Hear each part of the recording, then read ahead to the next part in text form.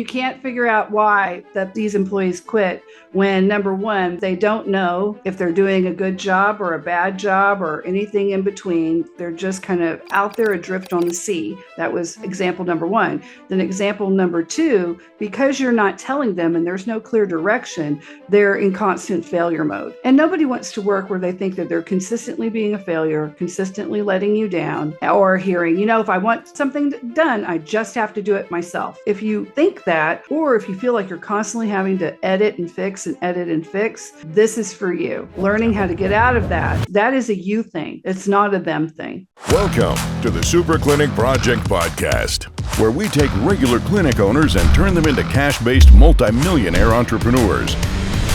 Warning, if you're a doctor who listens to this podcast regularly, you will make millions of dollars. Do not listen to this podcast unless you want to be a successful clinic owner who helps thousands of patients achieve their health goals and adds more money than you can imagine to your bank account. You've been warned. Welcome to episode 6 of the Super Clinic Project Podcast, where we give you the exact strategies, tactics, and mindsets you need to fulfill your destiny by helping thousands of people in your community and dominating your market and your life. I'm one of your hosts, Rory Morgan. I'm here along with Jennifer Gligoric and Tracey Sundkvist. And in today's episode, you're going to learn how to delegate so that your team can grow your business for you. Everybody's favorite topic. Everybody wants to delegate so they don't have to do the work. Are you guys ready or what? I'm ready. I'm going to delegate this out. Yep. All right. Hopefully, let's get the VAs in here to do the rest of the episode for us. Yeah. All right. So, picture yourself. Picture your situation. You've got a clinic if you're a listener out there, right? Now, what most entrepreneurs do is they've had one of two experiences when they've tried to delegate, right? So, experience number one is they've asked someone to do something, and maybe they gave them just sort of some general direction. They just said, hey, can you do this? Here's the thing, a little bit of general direction. And then they just sort of hope for the best. They never check in on them. They never get progress reports. The person they're delegating to really knows nothing about that thing themselves. They're not skilled in it. They kind of just hope that the person figures it out. And of course, it doesn't really work. It doesn't grow the business. It doesn't add to the value of the business, right? It's like, wow, we spent time and money and got distracted and nothing happened. Thing number two, the option number two is, you've got a project, it's particularly important, right? And so you maybe have a closer eye on it. And so you give that project to, you make someone accountable for that, right? But you don't have specific goals, specific milestones, specific timelines. None of that is specified. You don't provide them any specific training of exactly how this project needs to be done, right? And then what you as the entrepreneur find yourself doing is basically telling them what to do, checking that it got done, telling them what to do, checking that it got done, fixing it because they never do it perfectly, telling them what to do, checking that it got done, fixing it, telling them what to do, checking that it got done, fixing it. And you're micromanaging the whole thing. And you basically end up doing 95% of it yourself.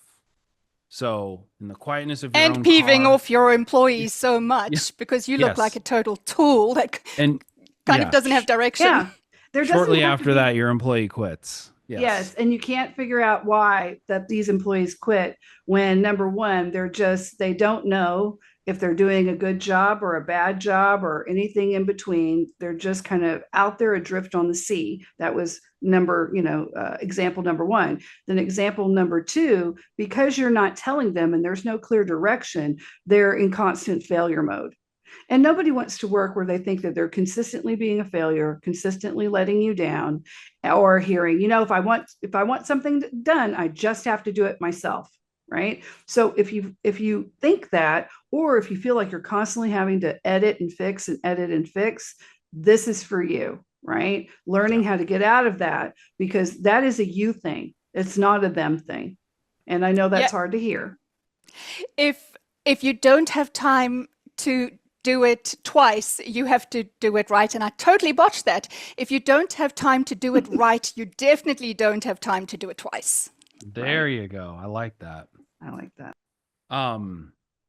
Okay, guys. So ultimately, why do these scenarios happen? It's because delegation is actually a specific skill set, and there's a specific process you need to follow.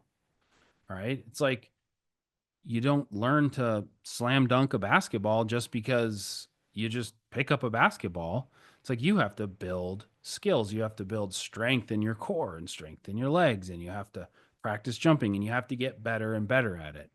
And it is something that anyone can learn. It's not particularly difficult, but you have to be able to follow a process, and your team needs to know what to expect.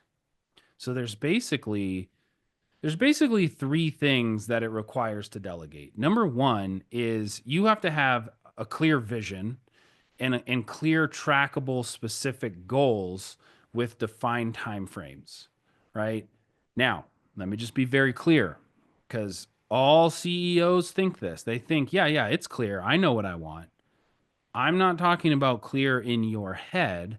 I'm not talking about clear because you know what you want. I'm talking about written down, documented with actual like scorecards and spreadsheets and stuff like that you can actually track. Is this getting done, so that the employees have clarity on it, right? If the employees don't have clarity, then it's not clear. Okay. Number two thing you need is you need one single accountable individual for each metric that is being measured or each milestone. There is no such thing as team accountability. There is no such thing as, it'll just get done on its own. You can't just trust, like, a person, an individual name has to go down on the paper, and that person has to raise their hand and say, I, Tracey Sundkvist, am accountable for XYZ on XYZ date. It will be done by 4 p.m. It has to be that specific. And then the last thing you need is, which I already mentioned, is up-to-date scorecards that you are keeping score with, that you are tracking the accomplishment of that. Okay. So if you don't do those things, there's not really any point in trying to delegate anything, because it's not going to work.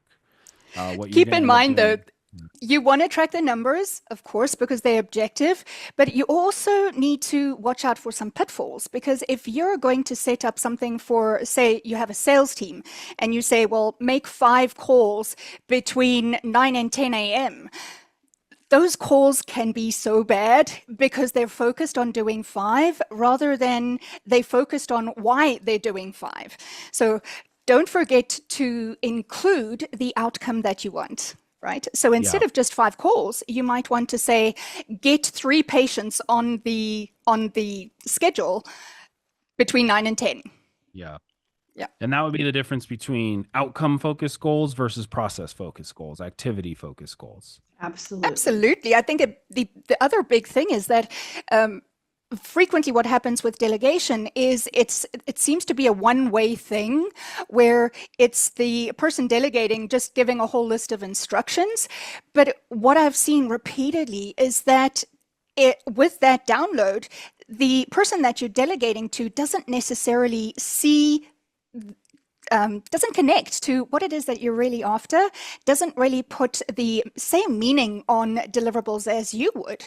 So a very easy and effective way to make sure that they've got the message is to get them to confirm it. So, okay, so what do you understand about what I've just kind of put on your desk? Or, can you just repeat that back to me so I can make sure that we're on the same page about this?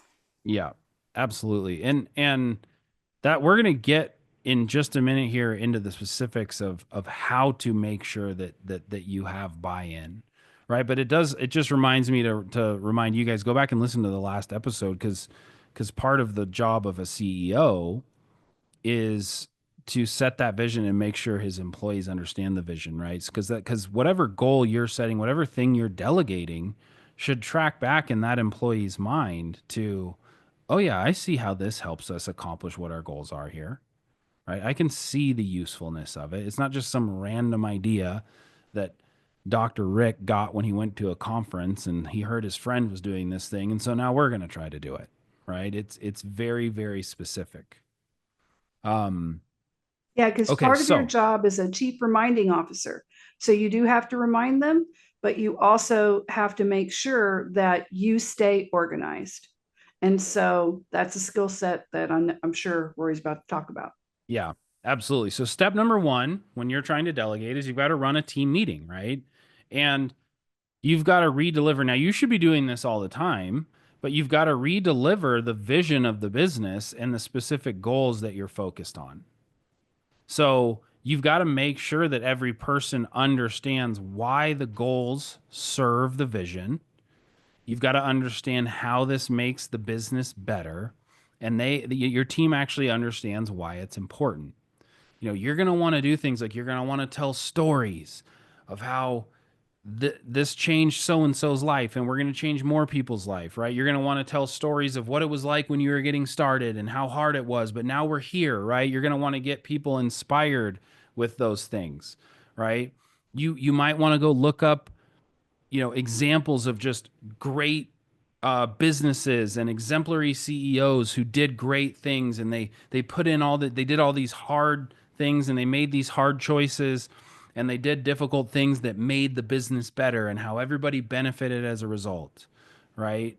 You do have to be inspirational. Your team has to be excited about achieving the vision. Now, once your team believes in the vision, once your team knows where you're headed, then what you're going to be doing is you're going to be getting them on board to delegate these different tasks to them, right? So the first and most important little caveat I would give, which was already mentioned here, is what is in it for them. So part of inspiring them is making sure that you tie it back, right? Hey, Tracey, you're going to make more money. Like, what are your goals? What do you want? What do you care about? Okay, here's an opportunity for you to make more money. Oh, Jennifer, what do you care about? What do you want? What are you passionate about? Right? Oh, what you want to be able to do is spend more time with your son because he's going to be off at college soon. This is going to allow you, when you do this, to be able to spend more time with your son. This is what we need, and if I get what I need as the CEO, you're going to get what you need as the employee, right? That kind of stuff, right? So, you've got to make sure that your employees see that it is worth it to work hard to build this thing to achieve this milestone, because it benefits me. Because otherwise you just stay at default, right? Well, like, I'm not going to make more money. I'm not going to get any benefit from it. You're just telling me to do this, but I get a paycheck right now for doing what I do. So why would I do that? Right. Yeah, So there has to be incentive. And I also want to say, in different incentives for different staff, like Rory knows I do have a son going off to college, and being able to spend time with them is important. So you're going to have to know your team enough to know like those basic things, right? To get it out of them. Not that you want to be all up in their business, right? Or anything like that, but just generally know what motivates them. And you can find that out in the interview process for the most part, to be able to get them. Because remember, when you're doing your sales, when besides delegation, you're doing things for what's in it for them, right? And that you can use that motivation to also keep them on task. If they, what if they're not good at it? What if they need to learn new skills, to keep them motivated throughout the process, because at the end, they're going to benefit, they're going to feel better, you're going to feel better. And it's just a positive net benefit for everybody. Yeah, I want to say Rory hit it spot on. I want to make money. I'm like, show me the money. So if you're going to help me do that, absolutely. I think something that comes to mind for me is really developing those people skills. So delegation is really a leadership skill, but it's not just about getting better results with your team. I mean, it's also going to give you better results with shareholders, with external stakeholders, and even with your potential patients, because once you can understand that different things motivate different people, there are cross benefits that you can get from getting very good at delegating. And of course, crazy time intensive in the beginning, right? You think you want to delegate so you can have more time freedom. Well, it's going to cost you a ton of time before you get that freedom. But as you get better with a skill, so it's going to become easier. And before you know it, you're taking 2-week vacations. And when you get back, things are still working. 100%. Yep. Okay. So after we've got those two parts down, right? Then what it gets into, the next piece is you have to assign individual accountability to one specific individual. Okay. So that person raises their hand and says, I take ownership, right? Hey, who wants to take on this project? Who's going to do this, right? And, Jennifer says, I'll do it. I think I can do a great job. Jennifer is accountable, not the people that work with Jennifer. The team is not accountable. Jennifer is accountable. There is no team accountability, right? So that's the next piece that you have to understand. If one person isn't accountable, then nobody's accountable. Everybody's going to kind of look around and be like, oh, I thought they were doing it. Oh, they didn't do that part. I thought they were going to do it, right? And you just end up with a very, very dysfunctional team that just doesn't allow you to make any progress ever, right? Yeah. And let's talk about that dysfunctional team for a second, because that's your fault. That's your responsibility. It's because of you that you have a dysfunctional team. If you want your team to function, you need to man up or woman up and learn what it takes to get them there. Yep. Just like you hold yourself accountable to be the shareholder and the CEO and in the different spots that you need to be in as the doctor, you have to have someone else on the team to be accountable for something. And then they're accountable to you, not the team. And when people start rising up, when they see that there's an opportunity for that, you're going to be amazed at how team members that you might not even have thought of will heed that call very well. And they'll become leaders where you might not have thought of it. And working with as many clients as I've seen who've there is a big difference from the patient point of view to teams that are working like this, where there's accountability and where they are working at a healthy delegation, and the teams where it's just kind of, he told us to do it, us. There's no one responsible for it at the end of the day. Everybody feels the suckage of that environment. Yep. Yeah. And ultimately what ends up happening, right? If you're in a slightly larger company where you're delegating it to Jennifer and Jennifer has 5 team members, Jennifer follows the exact same process to delegate pieces of the project to her team, right? So this trickles down the whole organization, right? And this is ultimately a huge part of how you end up training people to be able to be managers in your company, is by effectively delegating to them, and then they can eventually effectively delegate to those under them, right? So, when you've got your scorecards and they know who's accountable and everybody's on the same page, like it all hums. It's like, you're all reading from the same sheet of music, instead of everyone playing their own tune. So the next piece here is now you have to decide on either metrics or milestones. Okay, so there are no projects. We never let any project or any initiative or anything that we are delegating, we never let it just be something like to have better marketing, or we want to have better ads, or to improve our branding, or to get better at sales, right? These are not metrics and these are not milestones. These are passing thoughts that serve no value to anyone. So we have to define metrics. So we'll take metric-based initiatives and then we'll talk about milestone-based initiatives. So if it is a metric-based initiative, you have to predetermine what are we going to define as successful metrics. What are we going to say, this equals success. Right? And by the way, you might have projects that have milestones as well as metrics. Right? For example, you might have a sales initiative and you might have metrics you're trying to hit.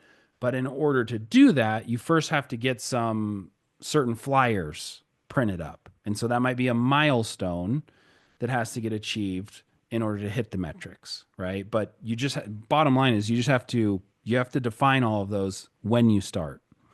So maybe an example, oh, actually, I don't think I mentioned this. All of the metrics and the milestones must have a specific date, right? So it's not, I'll make 50 sales. It's, I will make 50 sales by July 3rd and that report will be submitted by 4 p.m. with all 50 names on it, right? Whatever it is, there's a deadline and there's a metric. So example, for a joint venture partnership, right? If you want to create a joint venture program in your community where you have joint venture partners referring patients to you, which we've done an episode on joint ventures, haven't we? Does anybody remember what episode that was? The joint venture episode?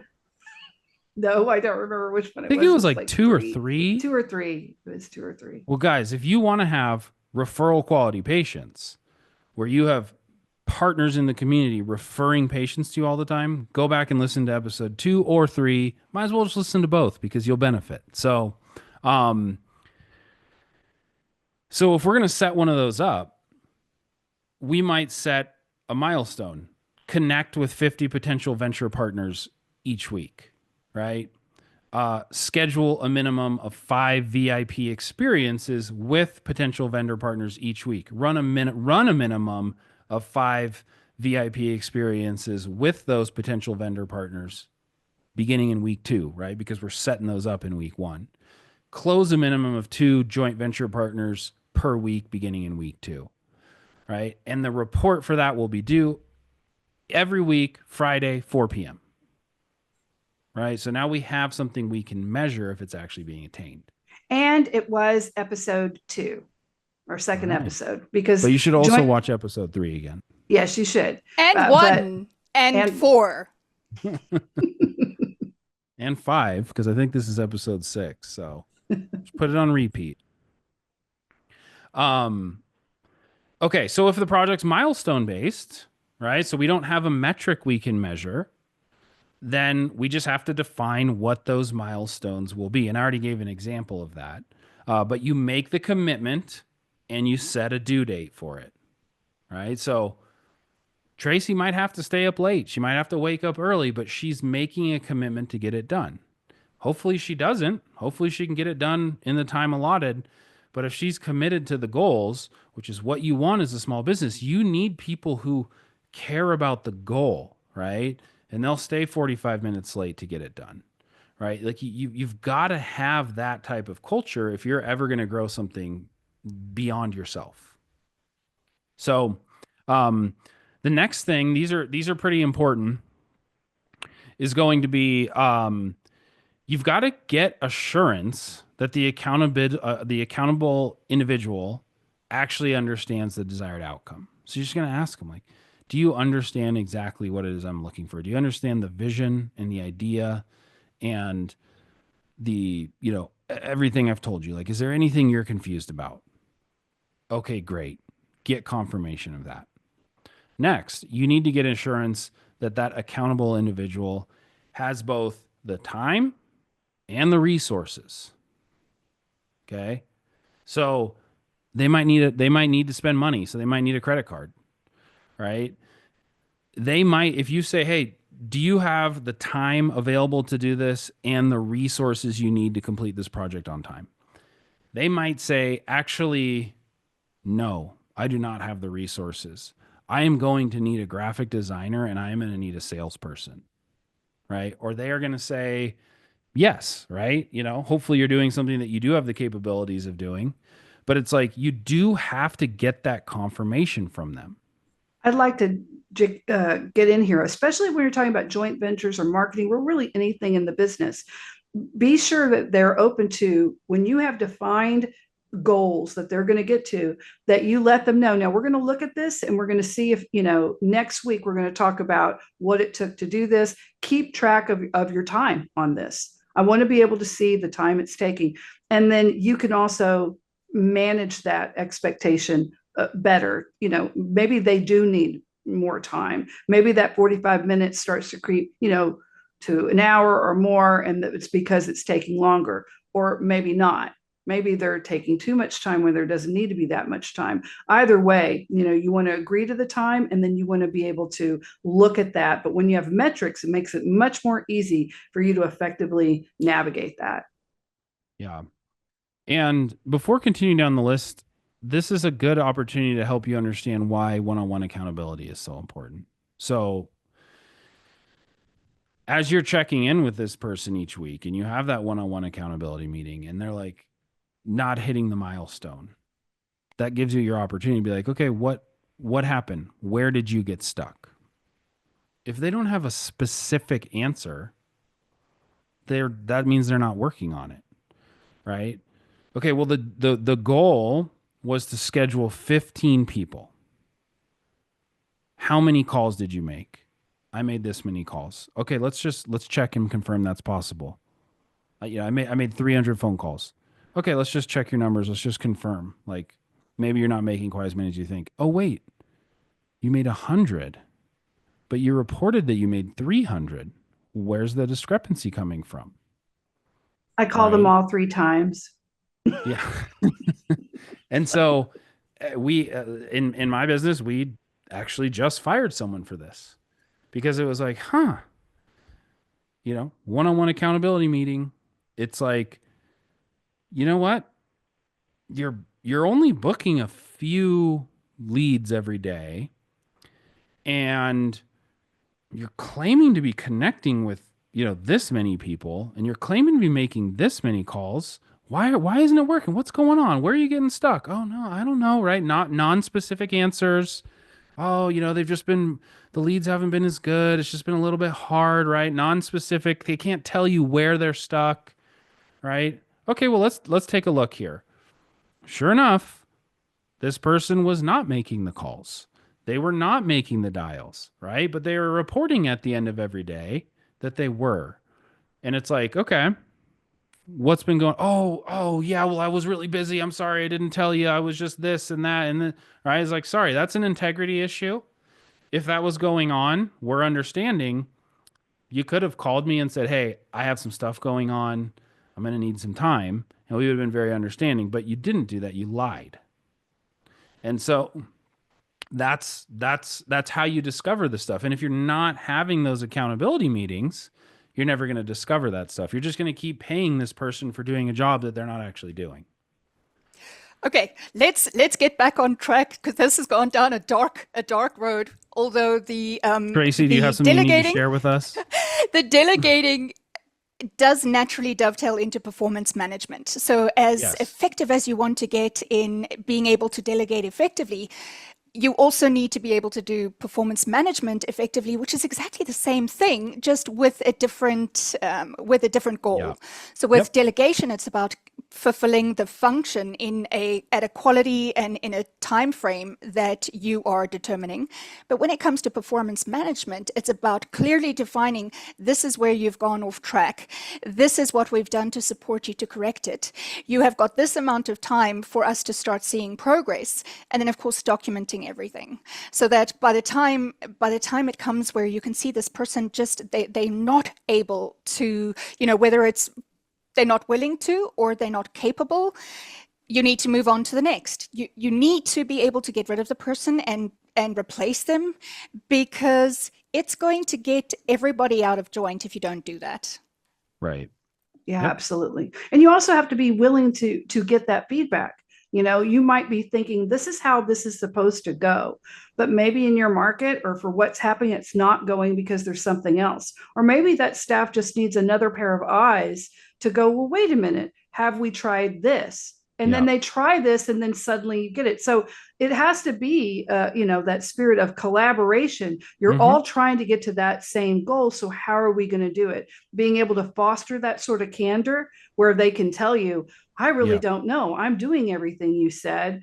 And then actually look at it and go, well, are they? And if they are, well, where do we go from here? Maybe this is not the tactic, Either way, you're not going to get any of that insight or move forward if you don't have the one-on-one accountability metrics and what we've been talking about. Yeah. And that brings me to the last point for how do you delegate there, which is make sure when you delegate this thing that accountable individual knows exactly how they can reach out to you and how they can get your time and attention when they need help. Right? So they're not on an island, right? You still stand as the CEO and also the shareholder of the business. You stand to benefit more than the employee does, right? Because you wouldn't be having them do something that is only going to benefit the employee, right? In a business, it needs to benefit the business, which ultimately benefits you as the shareholder. So you still have to be involved in this, right? So it's like, okay, they need to know I'm stuck on this thing that is supposed to work, that I'm supposed to be doing. It's not working. The script that I have is just like it's like it's getting stuck in the same place every time. Can you listen to these calls? Can you help me understand what I can say differently? Whatever it might be, they have to know that they have your support in that. So what we'll do here then is, okay, how do you conduct those one-on-one accountability meetings? And I will run through this very quickly. It's basically like 5 questions, okay? It's at a set time. They know when it is. They're ready for it. You're ready for it. And it is, question number 1 is basically, hey, how's it going? How are you? Right? You're gauging them as a person. Step number 2, let's see your progress, right? So they report their progress to you. They are reporting to you. You are not asking them questions. How's this going? Tell me about this. Tell me about that. They know exactly what they need to deliver to you because you've set this out beforehand. Step number 3, hey, what is going well? Tell me about all the places you're making progress. What's working well about this? Step number 4, where are you stuck and how can I support you? And then step number 5, what are you going to accomplish this week and what is your plan for accomplishing it? And that's especially important if there's tweaks needed, that there's challenges that they face, there's things they need to do differently. That person creates their own plan. You can help them with it, but they've got to take ownership for creating that plan and implementing those changes. And that's how you delegate, guys. You're going to be rich by tomorrow. Now that you know this. 2-week vacation coming right up. Yeah. Let's go to the Bahamas, baby. Mm-hmm.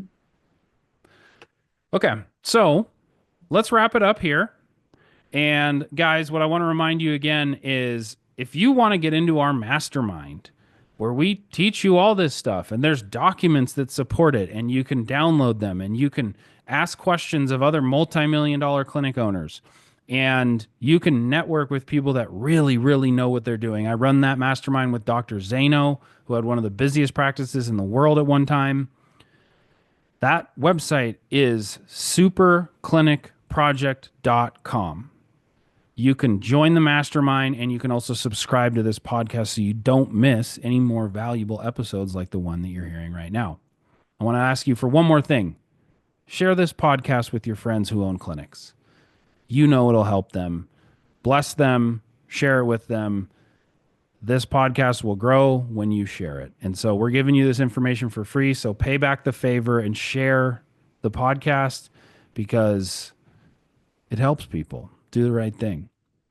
All right, guys, we will see you next time.